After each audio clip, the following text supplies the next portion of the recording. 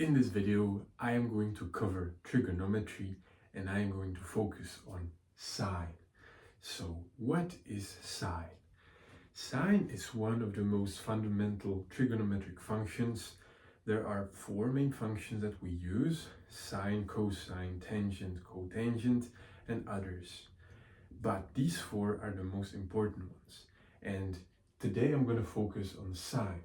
So, sine is basically a function that tells us that whenever we have an angle, a certain angle, and we have a 90-degree triangle, the ratio of one of the opposite side to the hypotenuse is always going to give us one specific number.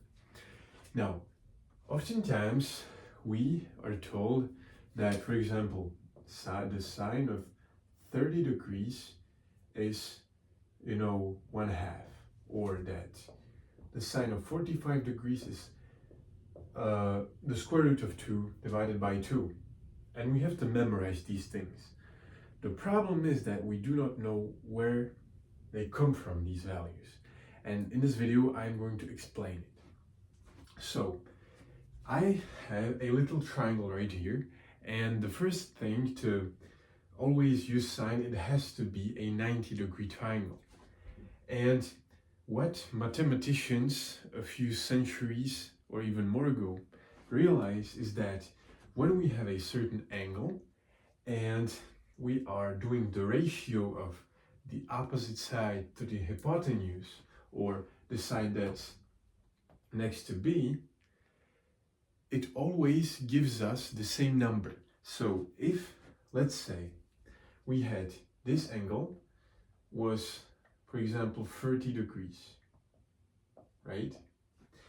And we had the length of A is something and the length of B is something. The length doesn't really matter now, but I'm going to represent the length of this side as A and this as B. If we did, a different triangle, but that triangle had the same value or the same amount of degrees, it would not change the ratio. And although this may seem a little, unimportant, it helps us calculate sides in a triangle where we do not know two sides, because as we know, we could use the Pythagorean theorem, right? However, we need at least two sides. And if we have this, let's say we have a triangle, right? That triangle has a 30-degree angle, and we would like to know what this side right here is, the hypotenuse, okay? We want to know what B is. And the Pythagorean theorem doesn't help us with that, but trigonometric functions do. Now let's talk about the graph of sine. So sine has this graph right here. I think that you might have already seen it. It's basically a function that has a period. That period is 300, sine of x. That period is 360 degrees. And it continues to infinity. So this is why oftentimes we can see that the interval of the function is to 360 degrees. But the function continues even to the left side. Now, this is great, but we would like to know where this comes from. So this graph that we have right here, it comes from the unit circle. Now, the unit circle is basically a circle that works like this. So the ratio, or not the ratio, but the radius is equal to 1. It could be equal to something else. However, first, it helps us much more to work with 1, and sine is defined only for 1 and minus 1 unless we have some transformations to the graph, but we do not have that. So now we focus on this.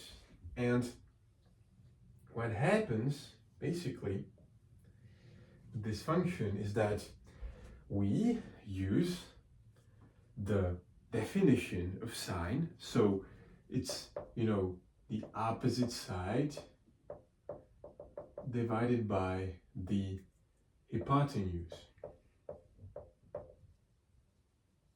And now, every single time we're doing this, right, we basically get some length, right? And what the unit circle does is that we have an angle. And for example, we have an angle here, okay? This angle could be 45 degrees, okay? Now, what happens is that when we're working with the unit circle, what we're going to do is that we're going to draw a triangle with that exact angle, and that triangle has a radius, or the length of the hypotenuse is always going to be 1, right? Because it's the length of the radius. And then we have to apply the function sine, right? And the function is the opposite side to the hypotenuse. So it's this side divided by the hypotenuse. And this side is going to be equal to this right here, this number right here. And we would figure out that it's the square root of 2 divided by 2. The same goes for 30 degrees, it would be in 1/2, and for negative values as well. Now, one thing is that whenever we are doing sine, cosine, anything like that, the degrees, they go counterclockwise. So it's, 90, 180, 270, 360 degrees. And this is good to remember. And now the graph basically works with this. So for each angle, we get a certain height. So if it's 0, it's going to be really small. And as we go on, it just goes up, right? And when we get here, it goes down. And the same goes for negative values. And this is the reason why the function looks exactly like this.